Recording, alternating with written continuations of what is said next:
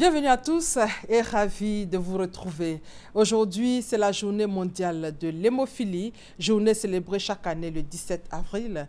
Objectif, sensibiliser le public aux réalités de cette maladie encore mal connue, liée aux troubles de la coagulation. En Côte d'Ivoire, l'ONG Hémophilie Côte d'Ivoire a marqué l'événement à l'INFAS pour faire connaître cette maladie héréditaire. On fait le point avec Ami Sissoko.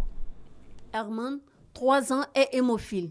Il a souvent mal aux articulations. Conséquence, il a du mal à se déplacer. Quand la circoncis, c'est là qu'on a vu qu'il saignait à tout moment.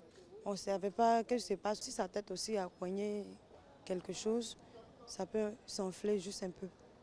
Voilà, mais on le soulage avec de la glace. L'hémophilie est une maladie hémorragique et héréditaire. Selon l'OMS, elle touche 1 à 2 personnes sur 10 000 naissances dans le monde. Ce sont les saignements qui sont les signes.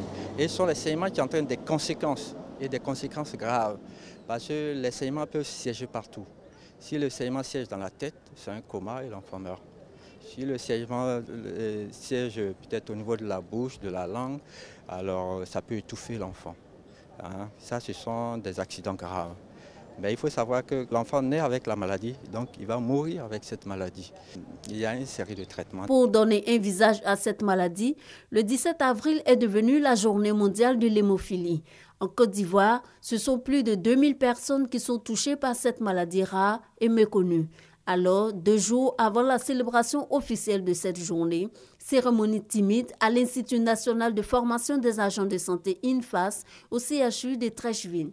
Pas grand monde pour célébrer l'événement, mais parents, amis et malades de l'hémophilie sont venus donner de la voix pour sortir l'hémophilie de l'ombre. Pour venir en aide aux malades de l'hémophilie, nous recevons des dons de la Fédération mondiale des hémophiles à laquelle nous sommes affiliés. Et nous envoie des médicaments pour traiter les hémophiles ici en Côte d'Ivoire, puisque ces médicaments ne sont pas disponibles ici dans le pays. En droit du ministère de la Santé, c'est un cri de cœur que nous leur lançons pour pouvoir mettre à la disposition des malades sur le territoire ivoirien les facteurs de coagulation pour que les hémophiles puissent se soigner. Vivre une vie normale malgré l'hémophilie, c'est possible, mais difficile sans subvention et disponibilité des médicaments. Des médicaments qui coûtent 150 000 francs CFA l'unité. Or, pour stopper une hémorragie, il faut 3 à 5 unités. En image, les locaux du bureau régional de la Banque mondiale ont abrité durant 2 jours un atelier sur la forêt ivoirienne. Cet atelier auquel on prépare 75 experts des questions environnementales visait à élaborer puis valider le plan d'investissement forestier afin de trouver une solution durable à la disparition du couvert forestier ivoirien qui se dégrade au fil des ans. Nous y reviendrons à 13 h. Un violent séisme frappe l'Équateur et fait au moins 77 morts. Il a aussi causé d'importants dégâts dans le pays. Il s'agit du pire tremblement de terre dans le pays depuis 1979.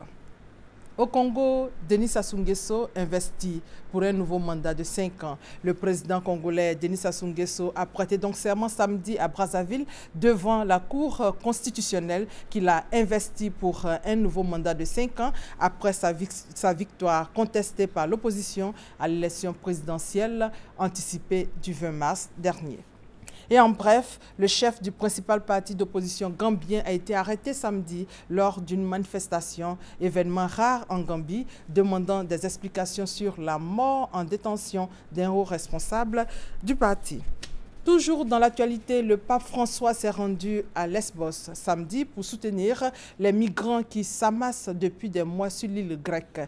Il a quitté la Grèce avec 12 réfugiés syriens accueillis au Vatican.